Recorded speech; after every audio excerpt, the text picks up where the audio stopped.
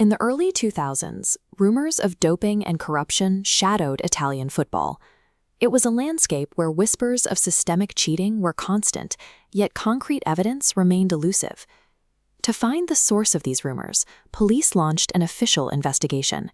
They followed the logical path, wiretapping the phones of the league's most powerful directors and referees. When investigators listened in, they found nothing. The official lines were clean, and the conversations were strictly professional. The league was being manipulated, but the perpetrators had rendered themselves invisible to standard surveillance. They were operating entirely outside the reach of the Italian telecom grid. Cracking the case required a different perspective. Police began to realize that the corruption wasn't being coordinated on Italian soil, but from across the border. Traditional policing had hit a wall. The corruption had evolved into a closed ecosystem that specifically anticipated and bypassed official wiretaps. A powerful club executive acted as the architect. His goal was to build a communication network that existed entirely outside the reach of Italian law. He traveled to Switzerland, visiting small shops to purchase dozens of foreign SIM cards in cash. Because they were unregistered and bought outside of Italy, they were functionally untraceable. He distributed these Swiss SIMs to key referees, creating a closed-loop network linking the executive directly to the officials. The rule was strict: never use an official phone. Every instruction stayed on the burners. This simple architecture allowed one man to centralize control over the league's outcomes, all while a multi-million-dollar police investigation listened to his empty official phone lines. Law enforcement faced a dead end. They couldn't request a wiretap for phone numbers they didn't know existed. Investigators changed their strategy.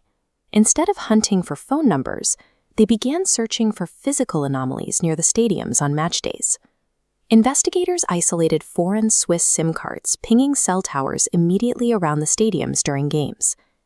By cross-referencing this tower data with the referee's physical movements on the field, police identified the exact devices being used.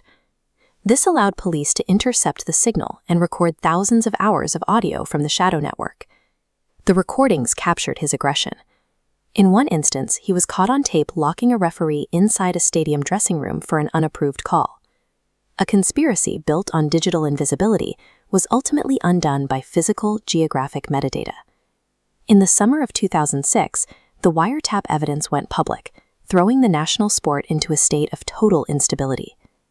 The administrative punishments were immediate. Massive clubs were stripped of their championship titles.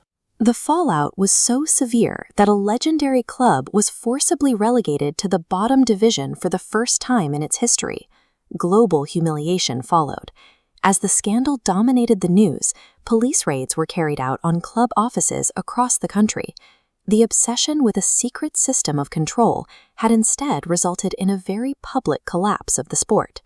While the domestic league was in ruins, the national team boarded a plane to compete in the 2006 World Cup. The scandal at home didn't break the squad. Instead, the global scrutiny helped forge a siege mentality among the players. They channeled the anger of the scandal and the need for a national reset into their performance on the pitch. Despite the chaos and the raids back home, they won the entire 2006 World Cup tournament. The secret burner network that nearly dismantled the sport shared the summer with its most significant modern victory.